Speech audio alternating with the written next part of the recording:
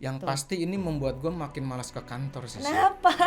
Karena jalanan mulai normal. Ih, banget. Banget. Nah, bayangin balas dendamnya orang mudik tuh. Bener, 2 tahun. 2 tahun, mereka 2 lebaran, menahan ya nggak kan 2 lebaran mudik. nggak ketemu keluarga. Ini kita ketemu lagi romantika mudik seperti masa lalu. Wow, macetnya kayak apa ya? Pokoknya tunduk pada konstitusi. Nah, ini menurut gua bergeser nih. Kalau mau kita tambahin ya, para menteri, jangan ngomong soal penundaan pemilu, jangan ngomong soal perpanjangan 3 periode, Ya. biar partai politik aja yang ngomong. Kan bisa kita artikan gitu juga.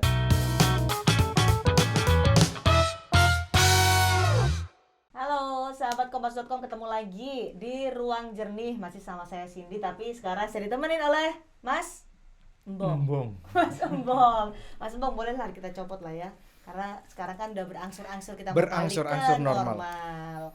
Tapi ya ini karena kita sudah prokes juga ya, semua Ya.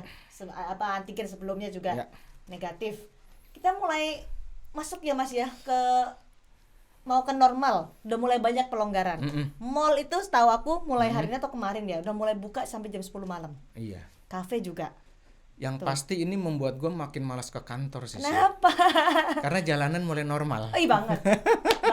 banget macet di mana-mana. Iya. Nggak karu-karuan. Itu capek banget.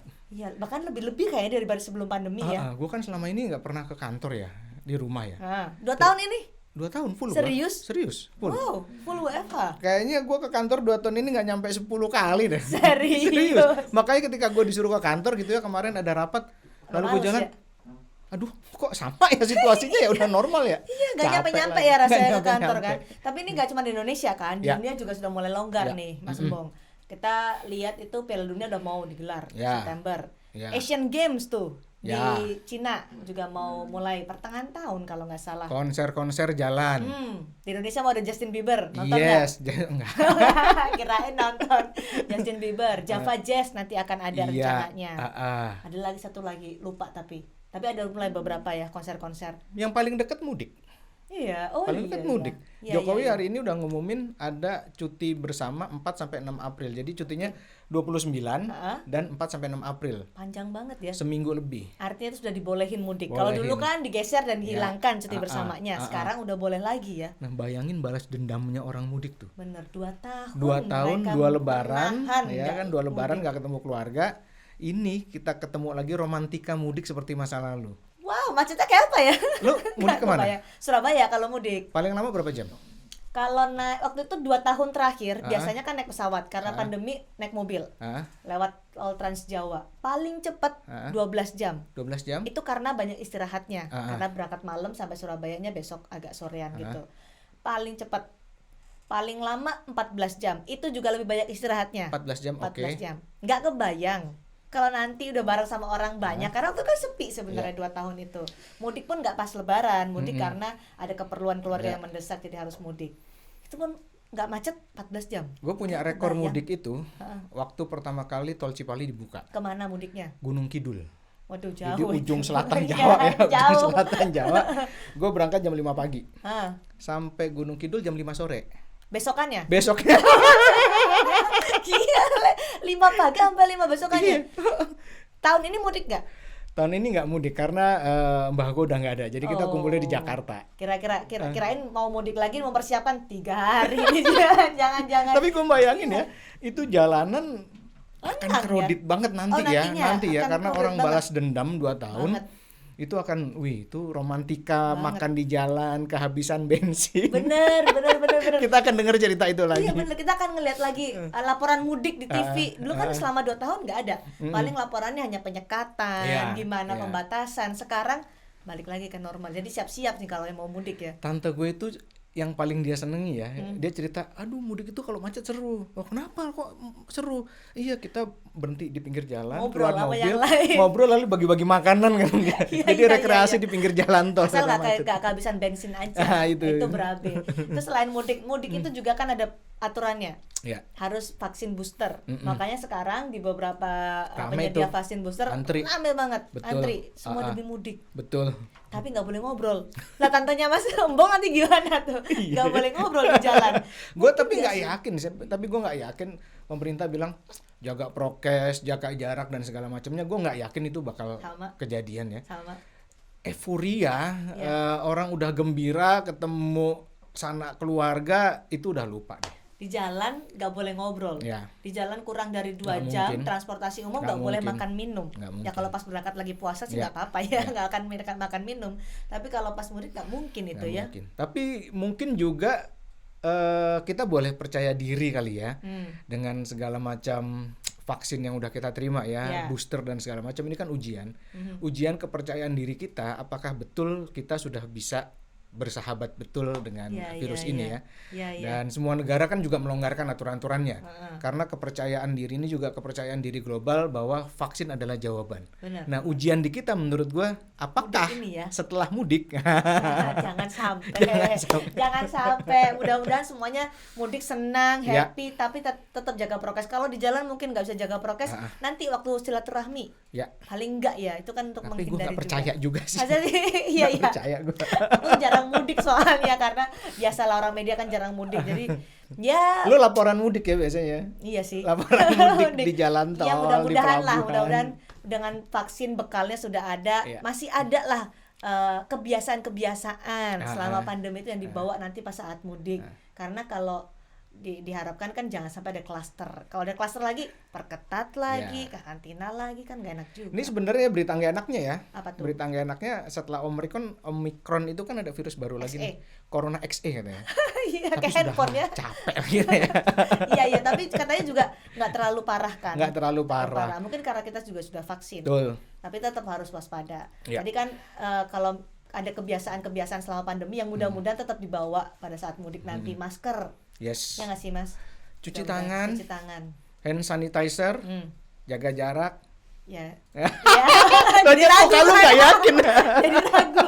Ya mudah-mudahan menjaga lah paling enggak. Karena ya kita udah mau normal ya. Iya nggak sih? Normal sih. Gue sih ngerasa udah normal sebenarnya. Akhir pekan kemarin gue ke Bandung, Hah, ke Lembang gitu ya. rame Lalu dong. apa? Rame. Enggak, karena kita sengaja milih di awal puasa. Oh. Di awal puasa oke. sepi men, Lembang itu jalanan itu lancar Lempeng, gitu, ya? lempeng, wih, nanjak lempeng gitu. Dan lihat kiri kanan gitu di jalanan gak ada yang pakai masker tuh. Hah? Nggak ada, Serius? iya serius. Di tempatnya, di tempat gua nginep di villa, lalu di tempat makan itu prokes ketat banget. Oke. Pada pakai masker, hand sanitizer, lalu juga di toiletnya itu nggak menyentuh, jadi buka pintunya tuh kayak kita ke Touchless. tempat parkir gitu ya, Ah, buka ah. pintunya. Lalu juga untuk nyentor itu ya, Mm-mm. kita juga touchless gitu ya, kayak parkir ser gitu, Iya, iya. canggih gitu. Ah. Itu di dalamnya. Tapi Tapi sepanjang jalan lihat orang kiri kanan di jalanan gitu nggak pakai masker tuh. udah gak ada yang ngawasin ya, Iya, nggak ada lalu gue razia. ngerasa ini udah normal ini. Iya Emang sih. kita udah normal ini. Oke, menuju ke sana ya. Iya. Semua sudah dilonggarkan, vaksin juga dikencarkan. Dan emang menurut gua ada saat dimana kita harus normal sih. Kita nggak bisa begini selamanya ya kan. Ya. Dan ya itu kepercayaan diri global tentang vaksin dan macam-macam itu mendapatkan jawabannya sekarang. Oke. Situasinya udah ya bolehlah dibilang normal. Meskipun secara resmi belum ya, secara Ya, resmi belum. ya, Tapi kalau ya. kita ngelihat realitas sehari-hari kan ya praktis sudah normal. Tapi jangan euforia dulu lah ya. Baiknya begitu.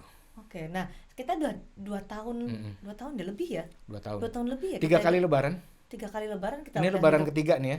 Di lebaran era ketiga. pandemi. Mm-mm. Kalau kita nanti memang berangsur normal dan benar-benar kita kembali normal, ada nggak sih kebiasaan-kebiasaan yang mungkin akan mengubah hidup kita di normal berikutnya? Nah ini menarik nih. Menurut gua Apa meskipun situasi sudah normal, tapi kehidupan kita tak lagi sama. Widih. Asik. Anak senja gua. Asik. Apa tuh yang akan beda? Ada warisan pandemi yang menurut gua akan kita bawa dalam kehidupan kita di new normal ke depan. Pakai masker. Pakai masker, tapi gue yakin lambat laun pakai masker orang akan lepas tuh. Nah, Antibodi kita sudah semakin kuat dan Oke. seterusnya gitu ya kan. Kalau Oke. ngelihat sejarah virus itu awalnya berbahaya tapi selanjutnya kita udah kuat ya, macam-macam lah pes dan macam-macam gitu kan. Tapi ada yang bakal jadi teman kita adalah apa? Interaksi kita di dunia maya akan semakin intens. Zoom itu adalah warisan menurut gua. jadi nanti kalau normal tetap akan ada Zoom, kita Gue meeting yakin lewat ada Zoom, ada semuanya. Jimit itu tetap akan tuh. Kenapa? Karena mau nggak mau ada enaknya ya rapat Zoom itu. Jadi sekarang udah terbiasa nih, udah ada enaknya, udah ngerasa Awalnya enaknya. gue 2 jam di Zoom itu kepala gue kebul-kebul gitu ya di depan laptop. Bener banget kan, kita harus mantengin terus, Iya. fokus. Kalau di ruangan meeting itu kan ya udah mau nggak mau kita ngikutin. Tapi kalau di Zoom kan banyak distraksi. Tapi lama-lama tuh biasa ya. Iya. Lama-lama biasa dengan Zoom. Dan yang paling enak kalau menurut gue ya, tiap orang punya pengalaman beda-beda nih. Ya, Mungkin ya, teman-teman ya. komersial gue punya pengalaman beda-beda. Kalau di gue, rapat redaksi itu tepat waktu. Karena Zoom. Dulu ya, rapat Kebiasaan redaksi jam ya. 4 ya. Setuju, Mulai setuju. jam 5. Alasannya setuju. gue masih di jalan. Tanggung Ya, nih ya, gue ya. nih. Gue kejebak macet. Mulai jam 5 setengah 6 tuh. Sekarang mulai jam 5 semua orang buka laptop jam 5 Setuju, semuanya. setuju, Dan di setuju. seluruh Indonesia. Ya. Seluruh Indonesia. Jadi gue rasa Zoom, Jimit itu akan menjadi bagian dari hidup kita. Sekolah online? Anak gue sih merindukan sekolah. Tapi yang apa ya, yang dia dapat di masa pandemi itu adalah interaksi di dunia maya. Gini, anak gue itu meskipun nggak ketemu sama teman-temannya secara fisik, tapi ketemu sama teman-temannya di alam digital itu. Dan dia sudah terbiasa dengan Udah itu. biasa. Lu tahu Discord nggak? Tahu. Anak gue tuh mainnya di Discord kumpulnya. Serius. Malam-malam gitu ya. Ini rame Itu amat. kan Gua kayak pikir Clubhouse ngapain. ya dulu ya, Iya. zaman Clubhouse lagi rame. Dia ngobrol di situ sampai malam, nggak pernah ketemu temannya, tapi ketemunya di situ. Umur berapa? Anak gue kelas 6 SD sama kelas 1 SMA. Kalau anak SMA kalau seperti aku dulu ya, karena kan ngalamin enaknya ketemu sama temen, bercanda secara fisik gitu ya. Mungkin akan kangen sih, tapi mungkin anak sekarang, anak pandemi sudah terbiasa. Anak gue kangen sih sekolah ya. Jadi ketika sekolahnya ngumumin nih, sekarang udah nih seminggu sekali nih. Besok pagi gue nganterin karena yang SD dapat jatahnya hari Kamis. Oh, dia semangat banget bakal ketemu teman-temannya gitu. Yang SMA juga senang banget gitu ya. Jadi pagi-pagi tuh kelihatan seneng mau ketemu teman-temannya ya. Kalau dulu kita males aja pagi-pagi. Dulu gue seneng loh sekolah loh. Bukan karena pelajarannya. Pelajaran kosong ya, banyak pelajaran kosong nih kayaknya kalau senang nih. Pelajaran kosong semua. Iya, Apa ketemu deh, temen. Ketemu temen bener Ketemu kan, teman. istirahat. Bukan belajar di kelas, ngobrol di kelas. Iya, bener. Istirahat, lalu jalan kemana gitu ya, main Kantin, apa. ceng-cengan iya. habis ke sekolah kan, Iya, di jam kosong juga. dipanggil sama bapaknya. Benar. benar. Tapi aku juga baca di Twitter beberapa lagi scroll anak-anak santai gitu, ada loh yang mereka tidak merindukan sekolah tatap muka. Iya ya. Karena mereka enaknya gue menghemat 1 jam dari mandi sampai perjalanan ke kampus. Itu bisa bangun tidur, rapi-rapi aja, Buka laptop. nunggu kelas dimulai. Ada yang sudah merasakan kenyamanan itu ya. Dan Iya. kayaknya di berikutnya ya akan terbawa. Akan menjadi bagian dari kehidupan kita ya. Apalagi selain aktivitas Zoom dunia maya. dan meeting secara online. Yang lain lagi menurut gua mungkin bisnis perkantoran tuh juga akan berubah menurut gua. Ya, karena lebih Nggak bisa kompak nggak. ya orangnya Iya. yang ada di kantor Kayak ya. sekarang lah ini kantor gua nih ya. Kamas.com nih, gimana? Kamas.com nih ya, ini kan 2 tahun full nih. Waktu pandemi kantor dikecilin. Lalu sekarang ada kawan-kawan ini nih, kawan-kawan video ini ya. Kalau kantor Kompas.com dibuka lagi, orang yang dulu masuk ditambah mereka ini, kami harus gedein kantor. Oke. Ongkos bos. Ongkos lagi ya, fulusnya keluar lagi. Dan pelajaran dari 2 tahun pandemi ternyata kita bisa melakukan semuanya di rumah. Betul. Produktivitas jalan. Aku nggak nyangka ternyata produksi televisi, berita yang kita pikir selama ini harus dikerjakan di studio, di kantor, Bisa karena di ada rumah. sistem bla bla bla bla, dibawa ke rumah bisa loh. Iya. Itu juga menurut gue warisan, sesuatu pekerjaan-pekerjaan kita ternyata bisa dilakukan di rumah. Dan itu nanti dampaknya tuh gue rasa adalah pada struktur bangunan di dalam rumah itu akan berubah. Bukan akan berubah sih, tapi sudah mulai berubah. Jadi rumah-rumah yang baru itu dijual dengan iklan, ada ruang buat kerja loh, ada sudut-sudut kerja loh. Gue rasa arsitek itu memikirkan sebuah bentuk struktur bangunan baru. Rumah nggak lagi tempat istirahat, Betul. tapi juga tempat kerja. Aku juga yakin mereka yang selama ini jadi moderator, jadi pembicara, yang biasa datang ke seminar, tinggal datang duduk. Sekarang rumahnya paling nggak sudut kecil itu dihias apa, Iya. beli ring light, Belanja ya, belanja kursi, bener-bener, belanja meja, kursi, meja, belanja lampu. itu wajib. Karena sekarang semuanya udah ke offline, ke online kan, dan menuju ke hybrid itu juga butuh waktu untuk event-event seperti seminar itu. Sekarang lebih banyak kan hybrid, ada online, ada juga yang datang secara offline. Kompas.com akan WFH atau gimana? Sampai sekarang sih keputusannya adalah WFH sampai batas waktu yang tidak ditentukan. Wow, enak dong. Mewah ya. Enak dong. Sahabat Kompas.com ada nggak nih yang kantornya malah hybrid ya, WFA ada, WFO ada, atau justru kayak Kompas.com?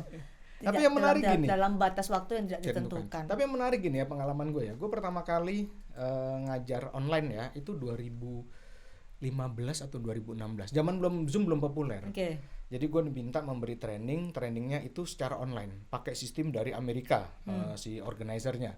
Pesertanya adalah dari seluruh Indonesia. Yes. Dan lalu gue ngomong di depan laptop tuh, depan komputer. Waktu itu gue bilang setelah itu ya, aduh gue nggak mau lagi deh gini. Gila, gue ngomong sama tembok. Bla bla bla, gue nggak ngeliat orangnya siapa. Orang itu yang agak aneh ya, tuh ada yang awal. Kering gitu. Benar. Tapi sekarang biasa tuh. Biasa aja. Gue ngajar online, lalu ada seminar. Kan ada kendala sinyal biasanya, Mas. Nah, ini juga perubahan nih. Dulu gue merasa tidak membutuhkan bandwidth besar.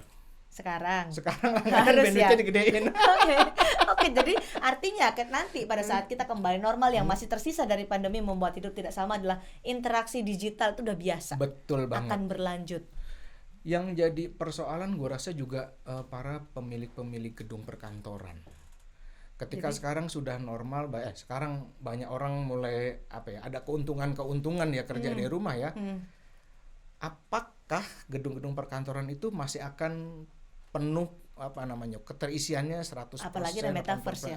Apalagi gitu ya. Ada metaverse. Jangan-jangan sekarang banyak juga kayak Kompas.com ini aja kan ngurangin space kan, space, kerja di mana-mana, secara cost itu juga murah. Kayaknya gedung-gedung perkantoran harus mulai memikirkan bentuk-bentuk baru bisnis mereka kali ya. Bisa jadi. Coworking space mungkin akan lebih banyak orang berbeda di sana. Ya. Mungkin temen gue ada yang milih kerja di Bali. Itu enak banget. Gue ke Bali dulu ya katanya. Itu enak banget ya. Udah kerja dari sana. Berbulan-bulan gitu gak dicari. Coworking space mungkin akan agak-agak lumayan ya. Kalau menurut saya nggak tahu ya nih kalau pengusaha coworking space punya hal yang berbeda. Karena menurut aku kayak aku bosen nih kerja di rumah. Cari tempat di kafe terlalu ribut ya, terlalu berisik. Ya coworking space. Iya. Dan kita punya loh, Sin. Ada. Yang di samping itu loh, samping parkiran. Mana? Di gedung Green. lama, di gedung lama, parkiran yang dulu ACKG. Itu kan disewaan untuk umum. Untuk umum juga. Enggak, itu kan buat kita aja. Oh, kirain saya mau nawarin ke sahabat Kompas.com nih kalau mau kerja di sini. Di Kompas Gramedia itu corporate membangun sebuah open space di parkiran itu depan. Oke, di depan itu yang 2 lantai. Yang 2 lantai itu yang lantai 2 mezanin sih ya. Jadi orang itu idenya orang datang ke sini nggak perlu lagi naik ke Menara Kompas atau ke kantor. Orang bisa pilih kerja di sana, open space. Lalu di samping Menara Kompas kan juga lagi dibikin tuh. Yang kayak sirkuit. Iya, gitu ya, kayak sirkuit gitu ya. Jadi ada BBJ, ada yang di situ depan sama yang di samping. Berarti sekarang semua udah berubah. Cara kerja kita ke depan juga akan berubah, nggak lagi harus masuk ke kantor, duduk di kubikel, tapi lu bisa pilih mana tempat yang paling enak buat lu nyaman. Yang penting adalah produktivitasnya terjaga. Dan terbukti kan 2 tahun ini produktivitas terjaga. Itu new normal berarti ya? New normal. Kehidupan kita tidak lagi sama. Tidak lagi sama. Anak senja. Ngeri. Itu kita mau kembali ke normal. Tapi situasi saat ini ada yang nggak normal. Ada yang normal. Apa sih? Yang nggak normal adalah ketika ada polemik perpanjangan jabatan presiden jadi 3 periode atau penundaan pemilu. Rame banget. Capek nggak sih? Capek. Dari 2019 loh. Capek banget sebenarnya. Dari awal dilantik loh. Baru dilantik itu wacana udah muncul 2019. 3 tahun. 3 tahun lalu. Lalu 2021 muncul lagi. Sekarang awal tahun ini muncul lagi. Nggak kelar-kelar. Sebenarnya bisa menghentikan apa sih? Menurut gue sih ketegasan presiden. Kan kemarin presiden bilang, menteri-menteri nggak boleh lagi ngomongin soal penundaan pemilu, nggak boleh lagi ngomongin soal jabatan presiden 3 periode. Kurang. Presiden pernyataannya itu menurut gue mengalami perbedaan, degradasi gitu ya. 2019 gue ingat dia ngomong, mereka yang ngomong 3 periode itu artinya ada 3. 1 menampar muka saya, 2 cari muka meskipun saya punya muka, 3 menjerumuskan saya. Tegas tuh ya. Presiden nggak suka gitu. Lalu seingat gue 2022 presiden ngomong lagi. Pokoknya saya nggak mau 3 periode, saya tidak berminat gitulah kira-kira. Tegas. Ini 2022 dia ngomong lagi tuh kemarin di Bogor ya. Dia ngomong di Bogor, pokoknya tunduk pada konstitusi. Nah, ini menurut gua bergeser nih. Kenapa? Itu nggak tegas. Ini tricky menurut gua pernyataan ini. Saya akan taat pada konstitusi. Itu artinya kalau konstitusinya berubah, kan dia taat tuh. Ya. Konstitusinya mengatakan, oke, jabatan presiden diperpanjang. Ya, saya taat konstitusi. Saya taat Berarti konstitusi. Iya. Boleh diperpanjang. Tapi mungkinkah konstitusi itu diotak-atik kalau ngelihat sekarang ini, Mas? Nah, tapi kemarin ada pernyataan keempat dari presiden di rapat kabinet ya. Para menteri jangan ngomong soal perpanjangan. Jangan ngomong soal penundaan. Itu menurut gua nggak tegas juga. Kalau mau kita tambahin ya, para menteri jangan ngomong soal penundaan pemilu, jangan ngomong soal perpanjangan 3 periode, biar partai politik aja yang ngomong. Kan bisa kita artikan gitu juga. Artinya nggak tegas ya kan? Menurut gua yang paling tegas adalah saya nggak mau dicalonkan. Itu yang ditunggu-tunggu sebenarnya. Saya tidak mau 3 periode, saya tidak mau penundaan pemilu, kita taat pada konstitusi yang sekarang ini sedang mengatur kita. Iya. Kalau mau dicalonkan saya nggak mau, itu tegas. Tegas ya. Ini bisa diselesaikan secara sederhana dan tidak sederhana. Secara sederhana ya presiden ngomong kayak tadi tuh, sederhana tuh ya. Selesai lah itu. Partai politik juga nggak akan, partai politik juga nggak akan gerak terus nih di parlemen. Tapi ini kayaknya presiden kayak kesan gue ngarep juga gitu ya. Jangan mau juga gitu ya. Nah yang tidak sederhana adalah yang ini nih, yang ketidaktegasan ini nggak sederhana menurut gue penyelesaiannya. Kenapa nggak sederhana? Yuk kita hitung-hitungan yuk. Boleh. Di parlemen. Menurut lu mungkin nggak sih secara teori amandemen itu dilakukan? Secara teori kesepakatan politisnya sangat mungkin.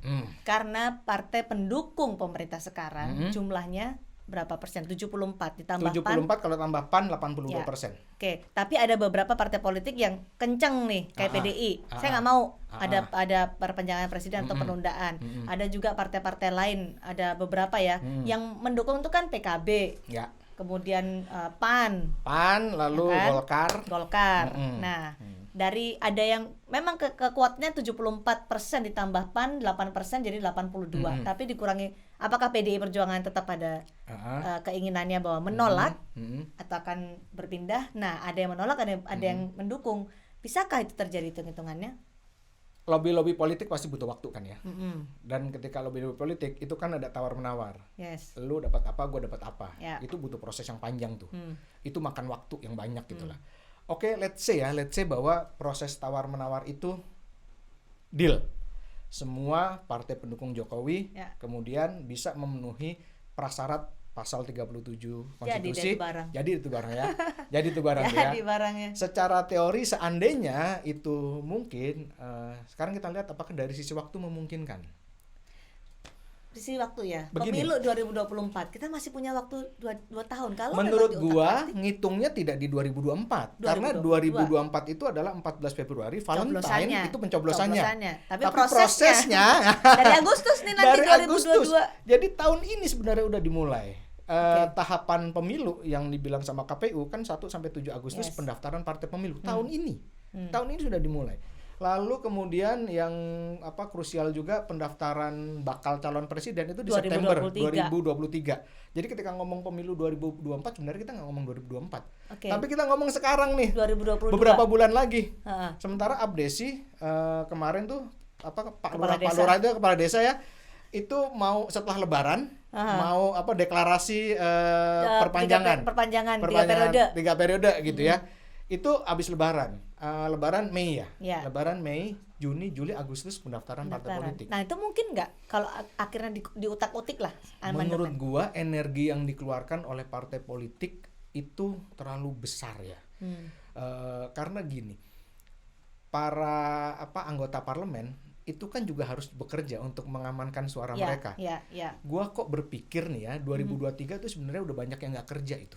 Udah mulai sendiri cari aman tuh ya. Cari aman untuk menuju udah mulai mengamankan suara ya. Benar. Mengamankan suara. Artinya kalau lu mau ribut-ribut soal amandemen, ada 2 hal yang harus lu kerjakan, energi lu keluarkan untuk lobby-lobby dan mengamankan suara lu. Karena belum tentu lobby-lobbynya berhasil gitu kan. Banyak ya. Iya, kecuali lu gue gambling lah, gue dukung yang amandemen karena kalau presiden diperpanjang kan jabatan gue Jabatan juga gue juga diperpanjang aman, gitu iya. kan, jabatan gue Oke. aman. Nah, bicara balik lagi ke menteri ini Mas. Menteri yang disentil sama presiden kalau jangan lagi ngomong soal 3 periode atau penundaan pemilu. Sementara kan ada 2 menteri nih yang sering ngomong soal itu. Menko Marves, Iya. Luhut Binsar Panjaitan, sama yang pertama Bahlil Lahadalia. Ada Kepala satu BKPM. Menko juga. Menko apa yang mendukung penundaan pemilu, Menko Erlangga Hartarto, Menko Perekonomian ya. Nah, mungkinkah itu presiden tegas kepada mereka reshuffle? Menurut gua itu juga langkah yang sederhana tuh kalau presiden menunjukkan komitmennya gitu ya.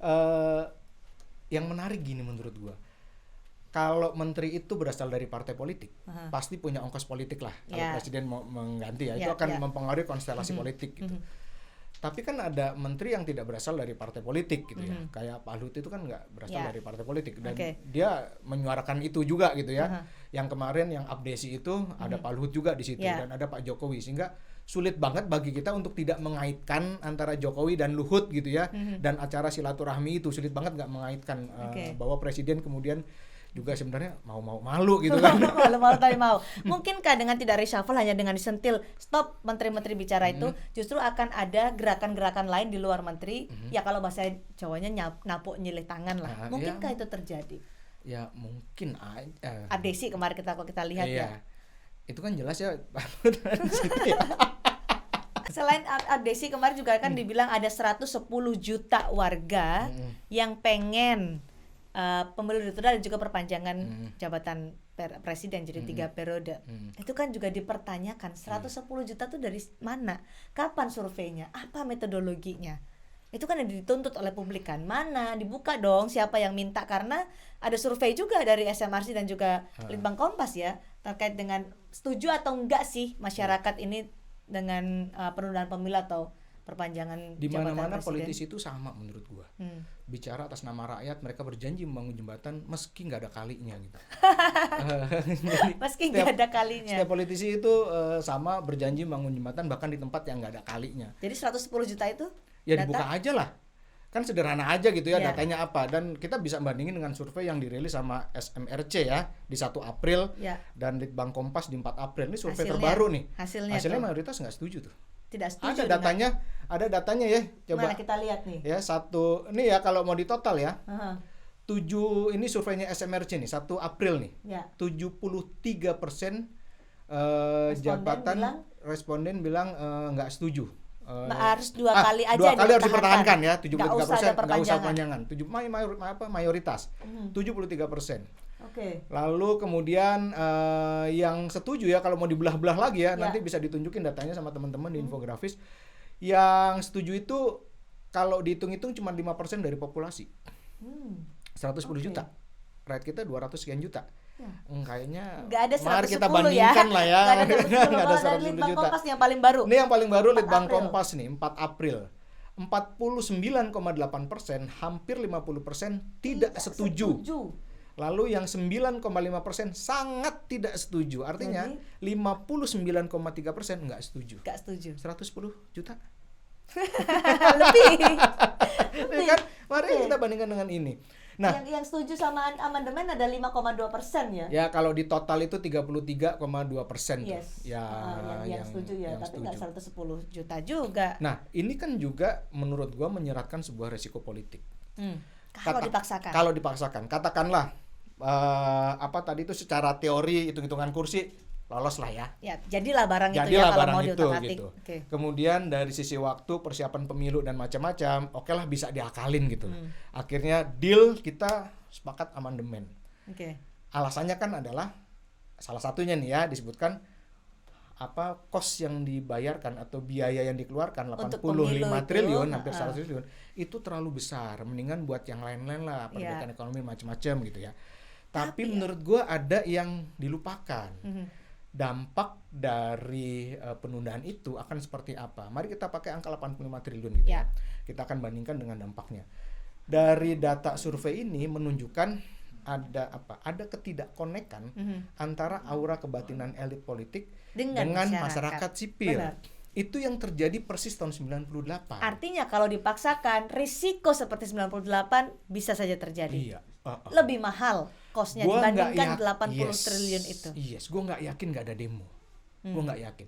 Tahun 98 ini ketidakkonekan di tahun 98. Harmoko maju kepada Soeharto. Yes. Bapak rakyat mendukung, Bapak mencalonkan maju kembali untuk maju lagi. Maka Soeharto maju untuk ke-7 kalinya, ya kan? Dan nggak connect dengan suara masyarakat sipil kan? Iya, betul. Rakyat nggak setuju, berbondong-bondong turun ke jalan dan itu konstitusional loh. Iya. Soeharto konstitusional loh, ya Iya, kan? Sah iya, gitu ya. sah Tapi banget. mungkin ya kalau ini terjadi pada Jokowi secara de jure itu dia mendapatkan legitimasi de jure-nya. Tapi secara de facto dari masyarakat kayaknya dia akan kehilangan harus legitimasinya. dipikirkan sebenarnya resiko-resiko seperti itu. Penolakan sekarang sudah didengarlah hasil survei yang dilakukan oleh beberapa lembaga survei termasuk Litbang Kompas. Didengarlah itu masyarakat yang sudah banyak bertrek di sosial media, ada demonstrasi juga. Ya paling nggak jadi pertimbangan lah. Kalau dipaksakan tuh ada risiko yang lebih besar. Ongkos sosial, kerusakan sosial, ketidakstabilan politik yang akan pasti juga mengganggu kestabilan ekonomi. Gue rasa harganya lebih gede daripada 85 triliun untuk pemilu di 2024. untuk pemilu 2024. Oke. Dan Jokowi menurut gue juga akan kehilangan banyak.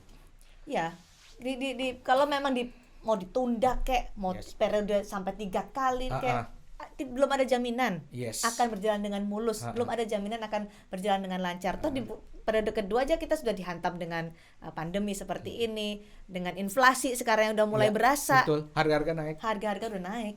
Benar kan, belum tentu nih tiga periode ini kan selesai yang dijanjikan atau yang diharapkan perbaikan ekonomi lah, pembangunan diteruskan. Kita nggak tahu, belum ada jaminan. Sesuatu yang ditinggalkan oleh penguasa menurut gua yang setiap penguasa mencita-citakan itu ya, sesuatu yang dia tinggalkan adalah Legacy, nama ada harum legacy. gitu ya. Nah, gua rasa wacana ini itu beresiko terhadap nama harumnya Jokowi kelak gitu. Sekarang harum lah dia ya, boleh kita bilang ya, kalau lu lewat tol Trans Jawa mudik lu pasti nge-Jokowi lah ya kan. Kalau lu nanti main ke ibu kota baru sana ya lu pasti nge-Jokowi lah. Itu nama yang harum gitu ya. Dan menurut gua itu yang sekarang sudah kelihatan jadi legasinya Jokowi. Tapi ketika ini nanti kejadian dan ini kan nanti akan menimbulkan presiden ke depan tuh. Ya. Ke depan itu siapapun penguasanya itu akan bisa mengotak-atik konstitusi dengan cara ini. Benar. Dan yang menarik itu tuh yang buku yang dibaca Anies. Lu inget nggak How Democracy? Yang ada fotonya gitu dia pakai apa namanya selai atau syal Palestina. Dia baca buku gini How Democracy Dies. Dies. Ya itu kan buku itu ngomong si siapa itu Stephen Zivlat sama Daniel siapa gitu ya. Dia ngomong matinya demokrasi itu tidak melulu dilakukan oleh para penguasa yang melakukan kudeta. Yeah. Tapi oleh para penguasa yang memperpanjang kekuasaannya dengan cara-cara konstitusional. Artinya perpanjangan kekuasaan dilakukan dengan cara-cara yang benar. Iya, tapi yang sebenarnya legal, ya. betul pada saat yang sama demokrasi dimatikan. Benar. Dan ketika Jokowi melakukan itu ya menurut gua dia membunuh demokrasi tuh. Lalu legasi yang harum tadi akan hilang dengan akan hilang. secepat itu akan hilang. Jadi mudaratnya menurut gua lebih banyak. Lebih banyak ya. Karena kesan itulah yang kita butuhkan kan dari presiden. Kalau memang enggak, ya mendingan enggak gitu kan. Dari kondisi sekarang apalagi penolakan juga udah banyak banget. Iya. Jangan sampai lah. Udahlah Pak Presiden, udahlah capek kita. Mendingan yuk kita siapin nih pemilu gitu ya. Semua orang happy, kita berharap semua orang berpolitik dengan gembira juga. Mendingan kita konsentrasi ke sana lah. Gimana caranya menjaga proses-proses pemilu, pertarungan-pertarungan politik dilakukan dengan gembira. Dengan gembira, menjaga demokrasi kita juga tetap berjalan secara semestinya sesuai dengan konstitusi. Enggak usah diutak-atik deh. Iya. Yuk kita nonton Piala Dunia dengan gembira, ya kan? Yuk kita mudik dengan gembira gitu kan. Nonton konser dengan happy. Nanti pemilu juga kita punya pemimpin baru dengan happy juga milihnya. Iya, pesta demokrasi juga gembira, nggak dibebani oleh soal-soal yang kayak gitu yang bikin capek. Capek ya. Kalau ada komentar nggak dari Kompas teman-teman sahabat kompas.com. Nah, kalau hasil survei Litbang Kompas dan SMRC mayoritas menyatakan tidak setuju, apa reaksi masyarakat dan mahasiswa ya kira-kira? Nah, kayaknya sih bisa ketebak nggak sih? Bisa banget. Bisa ketebak kan? Demo yang paling besar di Indonesia menurut gua adalah ketika Cipta Kerja dan perubahan Undang KPK kemarin. Itu paling gede setelah reformasi. Benar. Kalau itu aja gede, hanya soal satu itu ya. Apalagi kalau sampai ini dipaksakan, nggak tahu ya. Yang mahasiswa sekarang juga akan ikut, yang dulu 98 mungkin juga akan ikut, makin besar. Dan kayak 98 gitu ya, semua kelompok yang bertikai, kelompok-kelompok politik jangan-jangan lalu menemukan musuh bersama kayak 98. Iya, malah jadi akan sebesar itu ya. Mahasiswa yang tadinya kekuasaan akan digugat. Mahasiswa yang tadinya tahun 98 kan nggak pada ngeh juga ya, pada Iya. nggak tiba-tiba ketika ada euforia itu semua orang lalu peduli dengan dengan isu politik gitu ya. Gue kok sangat yakin nanti itu kalau seandainya barang itu jadi, semua mahasiswa kayaknya akan mulai punya ketertarikan yang sama ya, itu common ketertarikan enemy sama. tadi. jangan sampai deh. Oke, ada lagi pertanyaan dari sahabat kompas.com? Kalau mau komentar, belum ada. Jadi, tapi menarik sih. Ini berharap tuh jangan dipanjang-panjangin lagi lah polemik ini. Iya. Jangan dipanjang-panjangin wacana ini. Iya. Karena energinya akan habis ke sana, Betul. bukan menyelesaikan apa yang kita punya sekarang masalahnya. Pemulihan ekonomi juga harus Betul. digenjot. Soal kita belum nanti mudik, apa yang akan dihadapi setelah mudik Betul. itu juga harus difikirkan. Iya. Energinya jangan habis gitu kemarahin Benar. menteri, marahin orang-orang. Ya udah selesaikan sampai di sini. Gitu. Udah selesai Pak Presiden tegas, gua nggak mau dicalonin. Udah itu kelar itu. Barang itu kelar. Kelar ya, selesai. Nggak akan ada menteri juga nggak akan berpolemik, kemudian si anggota DPR juga nggak akan ribet sendiri untuk cari-cari celah. Iya ya, harusnya seperti itu. Makanya ini bisa diselesaikan secara sederhana dan tidak sederhana. Lebih pilih mana? Sederhana menurut gua. Cepat ya. Cepat saat energi itu juga. energi kita kerahkan menghadapi kenormalan baru ini nih. Benar-benar. Kayak tadi itu, mudik dengan gembira, nonton Piala Dunia dengan gembira, nonton Justin Bieber dengan gembira, ya nggak sih? Iya, benar-benar. Kita bisa travel nanti dengan gembira, nggak ada kegaduan politik gitu. Nah ini, ada nggak sih keterkaitan isu 3 periode dengan kenaikan harga sekarang? Pusing kali, banyak banget harga naik, kata Yuna Fikri. Iya pusing sih. Di Pusing. supermarket udah banyak banget yang naik-naik. Apa aja sih yang naik? Minyak goreng naik. Minyak goreng naik. Mas, Pertamax PPN naik. 11% itu sudah nggak. PPN 11%. Bener, Pertalite itu sekarang udah mulai langka gara-gara Pertamax itu Iya. udah naik, jadi pada pindah ke Pertalite. Ada nggak sih hubungannya wacana 3 periode dengan inflasi ini? Kalau pertanyaan dari Yuna Fikri, pusing, saya juga pusing, semua pada naik. Gue bukan ahli ekonomis ya, tapi gue melihatnya begini. Kenaikan harga barang itu sebenarnya ada alasan-alasan normalnya. Alasan-alasan normalnya adalah ya memang inflasi. Benar.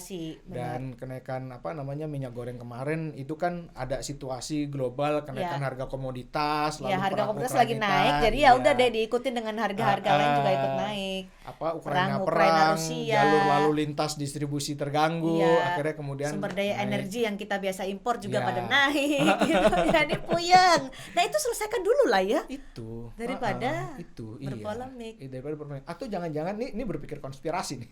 Tapi gue nggak yakin bahwa alasannya begini. Ada juga kan di medsos, ini harga naik buat pengalihan isu nih supaya yang 3 periode bisa jalan di panggung belakang gitu ya. Tapi gue kok Jauh lah, jauh kayaknya, gitu ya. jauh. Pertamax naik itu kan karena harga keekonomian yang kita ngerti lah. Harga komoditas dunia lagi naik. Betul. Itu sih. Dan kalau kita kesel kan emang Pertamax di sana 12 ribuan ya. Di kita aja tuh berapa 9 ribu ya. 9.000. 9.000. Sekarang udah naik ya. Udah naik ya jadi 12.500. Bener. Dikembalikan ke, apalagi kalau nanti dikembalikan ke harga keekonomian ya udah Iya. makin naik lagi. Sistem ekonomi kita kan sistem ekonomi yang tidak berdiri sendiri. Itu kait mengait dengan sistem ekonomi Global atau juga. global change yang banyak gitu ya. Saling terkait sehingga ketika ada sesuatu di sana itu pasti Ya akan bakal mengganggu. terimbas ke kita. Dan- Ya karena kita impornya juga masih banyak. Itu dia. Jadi makanya kemarin presiden juga marah. Kita harus apa-apa kok impor, apa-apa kok impor. Itu yang marah. Marah itu udah jelas ya waktu impor itu ya. Sekarang ini yang marah ini nih wacana penundaan 3 periode ini yang kita tunggu-tunggu. Kita pengen juga sih presiden marah dalam soal ini. Nggak cuma ngomong larang ya, Ya. tapi marah. Gua nggak mau dicalonin. Stop. Stop. Oke. Itu yang ditunggu ya. Dan kita menunggu sambil menyetop acara ini juga Gitu kayaknya. ya, kita stop juga. Oke. Terima kasih untuk sahabat kompas.com yang udah bersama kita di Ruang Jernih. Ada yang gabung loh Mas tadi dari Facebook, dari Instagram, dari TikTok. Kita TikTokan nih sekarang. Iya, nggak joget dulu.